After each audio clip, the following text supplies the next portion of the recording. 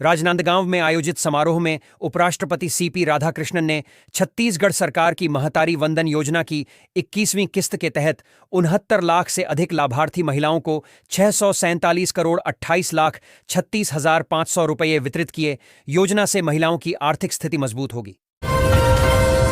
धान खरीदी से पहले बड़ा संकट पैदा हो गया है।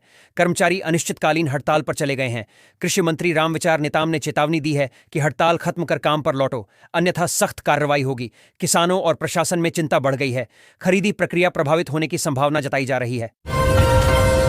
छत्तीसगढ़ सरकार ने गरीब परिवारों के लिए बड़ी राहत की घोषणा की है। राज्य के पात्र परिवारों को आर्थिक मदद के रूप में 3,000 रुपये दिए जाएंगे। अधिकारियों ने कहा कि यह राशि सीधे लाभार्थियों के बैंक खातों में ट्रांसफर की जाएगी। योजना से गरीब परिवारों की जीवन यापन में मदद मिलेगी। विश्व विजेता भारतीय क्रिकेट टीम की फिजियोथेरेपिस्ट छत्तीसगढ़ की बेटी आकांक्षा थीं। उनकी उपलब्धि पर मुख्यमंत्री विष्णुदेव साय ने गर्व जताते हुए 10 लाख रुपए का सम्मान देने की घोषणा की है। सरकार ने कहा कि आकांक्षा ने राज्य का नाम राष्ट्रीय और अंतर्राष्ट्रीय स्तर पर रोशन किया है। बिलासपुर रेल हादसे में 11 लोगों की दर्दनाक मौत हो गई। रेलवे प्रशासन ने मृतकों के परिजनों को 50-50 हजार रुपये की अनुग्रह राशि देने की घोषणा की है। हादसे की जांच के आदेश दिए गए हैं। घायलों को अस्पताल में बेहतर उपचार उपलब्ध कराया जा रहा है। 15 नवंबर से राज्य में धान खरीदी शुरू होगी। किसानों ने पहले ही खेतों में खड़ी फसल की कटाई शुरू कर दी है। कृषि विभाग ने कहा कि इस बार धान की गुणवत्ता और कीमत सुनिश्चित करने के लिए विशेष तैयारियां की गई हैं। किसानों में उत्साह और उम्मीद देखी जा रही है। छत्तीसगढ़ सरकार ने बिजली उपभोक्ताओं के लिए राहत की खबर दी है।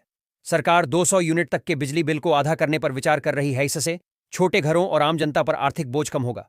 योजना को जल्द ही लागू करने की संभावना है और इसे जनता ने स्वागत किया है। छत्तीसगढ़ में अब तक 33 लाख लोगों का राशन कार्ड ई-केवाईसी नहीं हुआ है। 2 साल में यह तीसरी बार डेडलाइन बढ़ाई गई है। राज्य सरकार ने लोगों से जल्द ई-केवाईसी पूरी करने और लाभ पाने की अपील की है, ताकि राशन वितरण में कोई बाधा न आए। छत्तीसगढ़ उच्च न्यायालय में 133 जूनियर न्यायिक सहायक पदों पर भर्ती का विज्ञापन जारी किया गया है। योग्य और इच्छुक उम्मीदवार निर्धारित पात्रता के अनुसार आवेदन कर सकते हैं। अधिकारी भर्ती प्रक्रिया, आवेदन तिथि और चयन प्रक्रिया की जानकारी जल्द उपलब्ध कराने का आश्वासन दे रहे हैं। छत्तीसगढ़ के बीजापुर में सुरक्षा बलों और नक्सलियों के बीच मुठभेड़ हुई। इसमें 3 नक्सली ढेर हो गए। मौके से बड़ी मात्रा में हथियार और गोला बारूद बरामद किया गया। अधिकारियों ने कहा कि क्षेत्र में सुरक्षा खड़ी कर दी गई है और नक्सलियों की सक्रियता कम करने के प्रयास तेज किए गए हैं। राष्ट्रपति सीपी राधाकृष्णन ने छत्तीसगढ़ में आयोजित समारोह में 34 अलंकरण प्रदान किए। इस अवसर पर 27 विभूतियों और 4 संस्थाओं को उनके उत्कृष्ट कार्य के लिए सम्मानित किया गया। अधिकारियों ने कहा कि इससे राज्य में सामाजिक, शैक्षिक और सांस्कृतिक क्षेत्र में प्रोत्साहन बढ़ेगा। धमतरी के ग्राम रत्नाबांधा में 86 वर्षों से कार्तिक पूर्णिमा पर मड़ई का आयोजन हो रहा है। इस अवसर पर श्रद्धालुओं की भारी भीड़ दर्शन और पूजन के लिए उमड़ती है।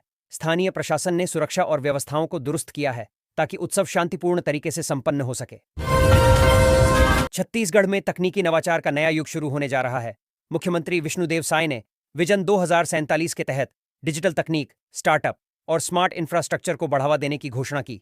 योजना से राज्य में रोजगार, उद्यमिता और नवाचार को नई दिशा मिलेगी।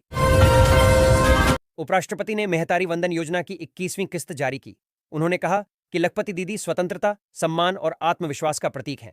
इस योजना के तहत लाभार्थी महिलाओं को आर्थिक सहायता दी जाती है, जिससे उनकी सामाजिक और आर्थिक स्थिति मजबूत होती है और जीवन स्तर में सुधार आता है। छत्तीसगढ़ से सेंट्रल अमेरिका के खूबसूरत देश में खास चावल की पहली खेप निर्यात की गई। इस चावल की खुशबू, स्वाद और गुणवत्ता इसे खास बनाती है। अधिकारियों ने कहा कि निर्यात से किसानों की आय बढ़ेगी और राज्य का कृषि उत्पाद अंतर्राष्ट्रीय बाजार में पहचान बनाएगा। बिलासपुर में ट्रेन हादसे में अब तक 11 लोगों की मौत हो चुकी है। 20 घायलों का इलाज स्थानीय अस्पतालों में चल रहा है। रेलवे प्रशासन ने राहत और बचाव कार्य तेज कर दिया है। अधिकारियों ने हादसे की जांच शुरू कर दी है और सुरक्षा उपायों की समीक्षा की जा रही है। 32 करोड़ के घोटाले मामले में तीनों आरोपी पटवारी को न्यायालय ने जेल भेज दिया। अधिकारियों ने बताया कि आरोपियों पर गंभीर वित्तीय अनियमितताओं का आरोप है। जांच जारी है और मामले की अगली सुनवाई में और सबूत पेश किए जाएंगे। इससे भ्रष्टाचार के खिलाफ सख्त संदेश गया है। रायपुर में फूड एंड ड्रग विभाग की एडवांस लैब बनाई जाएगी। यह लैब खाद्य और दवा संबंधी परीक्षणों में आधुनिक तकनीक का उपयोग करेगी। अधिकारियों ने कहा कि इससे राज्य में गुणवत्ता नियंत्रण मजबूत होगा और उपभोक्ताओं को सुरक्षित और भरोसेमंद उत्पाद उपलब्ध कराए जा सकेंगे। छत्तीसगढ़ में ब्रेस्ट कैंसर का खतरा बढ़ता जा रहा है। हर माह सैकड़ों मरीज बड़े अस्पतालों में जांच और उपचार के लिए पहुंच रहे हैं। विशेषज्ञों ने महिलाओं को नियमित जांच, सही खान-पान और समय पर डॉक्टर से परामर्श लेने की सलाह दी है, ताकि बीमारी की शुरुआती पहचान और सुरक्षित इलाज संभव हो सके। छत्तीसगढ़ सरकार ने स्वास्थ्य क्षेत्र को मजबूत करने के लिए 4 नए मेडिकल कॉलेज और कुल 6 प्रोजेक्ट्स को मंजूरी दी है। अधिकारियों का कहना है कि इन योजनाओं से प्रदेश में बेहतर स्वास्थ्य सुविधाएं उपलब्ध होंगी और ग्रामीण व शहरी क्षेत्रों की चिकित्सा सेवाओं की तस्वीर बदल जाएगी। छत्तीसगढ़ सरकार ने 12वीं पास कॉलेज में पढ़ने वाली छात्राओं के लिए खुशखबरी दी है। अब हर साल उन्हें 30,000 की आर्थिक सहायता दी जाएगी। यह योजना छात्राओं के शिक्षा और सशक्तिकरण को बढ़ावा देने के लिए शुरू की गई है। छत्तीसगढ़ सरकार ने महतारी बंधन योजना की 19वीं किस्त जारी की। लगभग 70 लाख महिलाओं के खातों में 1,000 रुपए डायरेक्ट ट्रांसफर किए गए हैं। मुख्यमंत्री विष्णुदेव साय ने कहा कि यह योजना महिलाओं की आर्थिक सशक्तिकरण का मजबूत कदम है। छत्तीसगढ़ के किसानों के लिए राहत की खबर है। मुख्यमंत्री विष्णुदेव साय ने घोषणा की है कि राज्य में धान खरीदी 15 नवंबर से शुरू होगी। इससे किसानों को उनकी फसल का उचित मूल्य मिलेगा और आर्थिक मजबूती भी बढ़ेगी। छत्तीसगढ़ के बिलासपुर में उज्ज्वला योजना 3.0 का शुभारंभ किया गया। इस योजना के तहत 13,761 गरीब परिवारों को मुफ्त गैस सिलेंडर उपलब्ध कराए जाएंगे। मुख्यमंत्री ने कहा कि यह पहल गरीब परिवारों के जीवन स्तर सुधारने और स्वच्छ ऊर्जा के उपयोग को बढ़ावा देने के लिए महत्वपूर्ण कदम है। छत्तीसगढ़ में चक्रवाती तूफान मोंथा के असर से मौसम विभाग ने 8 जिलों के लिए येलो अलर्ट जारी किया है। कई इलाकों में तेज हवाएं और भारी बारिश की संभावना जताई गई है। प्रशासन ने लोगों को सतर्क रहने और अनावश्यक बाहर न निकलने की अपील की है। रायपुर में सूर्य किरण टीम ने शानदार प्रदर्शन किया। आसमान में फहराता तिरंगा और टीम के करतब देखने हजारों लोग उमड़े। दर्शकों ने उत्साह और तालियों से उनका स्वागत किया। आयोजकों ने कहा कि यह कार्यक्रम राष्ट्रीय एकता और पेट्रियोटिज्म की भावना को बढ़ावा देने के लिए आयोजित किया गया। दूध डेयरी लोन के नाम पर 166 किसानों से ठगी का मामला सामने आया। HDFC बैंक के एक कर्मचारी समेत 2 लोगों को गिरफ्तार किया गया है। थाना प्रभारी पर रिश्वत मांगने का आरोप लगा है। पुलिस महानिरीक्षक ने मामले की त्वरित और निष्पक्ष जांच के निर्देश दिए हैं।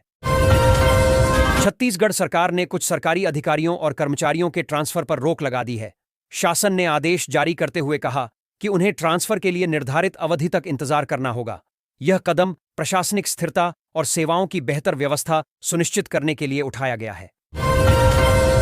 धान खरीदी से पहले छत्तीसगढ़ में सहकारी समिति के कर्मचारी और कंप्यूटर ऑपरेटरों ने मोर्चा खोल दिया।